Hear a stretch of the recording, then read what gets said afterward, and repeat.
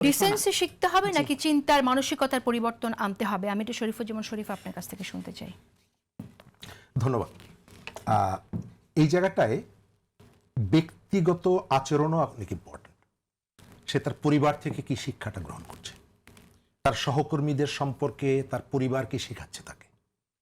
একজন গ্রামের কৃষক আমাদের বাড়িতে আমরা মানে আমাদের সবার, আমরা তার সাথে তুমি করে কথা বলেছি বলে বাবা বড় ভাই আমাদেরকে শাসন করতেন, কেন তুমি তার সাথে তুমি করে কথা বলেছ।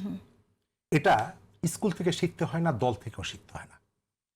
তারপরেও যখন আপনি একটা রাজনৈতিক দল রিপ্রেজেন্ট করেন, আপনি উদাহরণ যদি বলেন যে আমার দলের 40 জন মানুষ আছে, তার ভেতর থেকে মাত্র 2 জন কথা বলেছে, সুতরাং এটি আপনি কাউন্ট করবেন না। যদি 39 জন বলে তারপরে এটি কাউন্ট করবেন আমার দল হিসেবে। নো, তিনি আপনাকে রিপ্রেজেন্ট করেন, আপনি তাকে পার্লামেন্টে পাঠিয়েছেন। সুতরাং প্রত্যেকজন ব্যক্তির রেসপন্সিবিলিটি আপনার। আপনি আমাদের এখানে প্রবলেমটা হচ্ছে, আপনি যেভাবে হাতিটাকে দেখার মতো, আমার যেখানে স্বার্থটা আছে, আমি শুরুতে বলেছিলাম যে জুলাইয়ের অভ্যুত্থানের যে স্পিরিটের যে জায়গাটা, আমরা যার যতটুকু প্রয়োজন ব্যবহার করছি। আমি যখন পার্লামেন্টে নির্বাচনে নারীদের অংশগ্রহণের বিষয়টা আসছে, সেখানে যে অঙ্গীকারটা ছিল সেই অঙ্গীকারটা কি আমি পূরণ করছি? 5% না।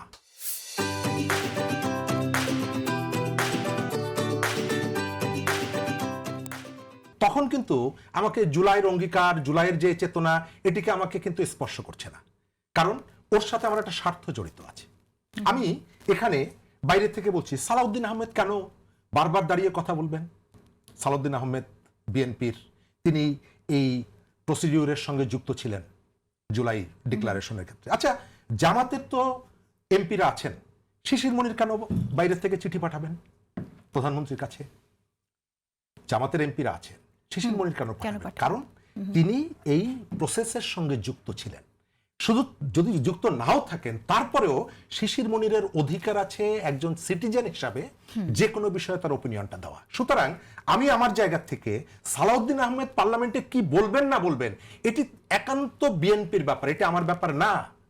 কিন্তু আমি ঠিক করে দিচ্ছি সালাউদ্দিন আহমেদ কি বলতে পারবে, কি বলতে পারবেন না। আবার শিশির মনির তার ওপিনিয়নটা যদি দেন, এটাকে আমি অপরাধের জায়গায় দেখি না। কিন্তু যারা সালাউদ্দিন আহমেদেরটাকে অপরাধ মনে করেন, তারা আবার শিশির মনিরের এই যে ইনিশিয়েটিভগুলোকে, এগুলোকে অপরাধ মনে করেন না। কারণ কি? কারণটা হচ্ছে যে আমরা সামগ্রিকভাবে দেখি না, আমার যতটুকু প্রয়োজন ততটুকু দেখি। এই যে ওয়াজের তিনি যেটা বলেছেন, আমাদের ওয়াজের ভেতর থেকে অনেকেই অনেক ইম্পর্টেন্ট কথাগুলো বলেন, আমাদেরকে শুদ্ধ করার জন্য কথা বলেন। অনেকের বিষয়ে আমাদের সমাজের মধ্যে এক ধরনের ইতিবাচকতা আছে, কিন্তু যে ভদ্রলোকের নাম বলছি, আপা যেটা বললেন, কতগুলো জায়গা আছে যে চ্যালেঞ্জ করলে আসলে তাৎক্ষণিকভাবে রিয়াক্ট করা যায় না। আমি তার বক্তৃতাটা অন্তত 7 বার শুনেছি। তিনি এইভাবে বলছেন, পটলের মেয়ে, ঠিক আছে, একেবারে আঞ্চলিক ভাষা ব্যবহার করে, পেটের উপরে পুকুন মারা যায়, এই শব্দগুলো বলছেন। বাকি শব্দগুলো আমি বলতে পারবো না, কারণ আমার রুচিতে বাধে আর কি। তো এই জায়গাটায় ইতিমধ্যেই কিন্তু তাদের সঙ্গে যারা আছে, এনসিপির একজন নেতা বলেছেন যে চীনের দুঃখ যেমন হোয়াংহো, জামাতের দুঃখ তেমন ওই যে ভদ্রলোকের কথা, তার কথা বলেছেন। তার অর্থ হচ্ছে রিপারকেশনটা হচ্ছে।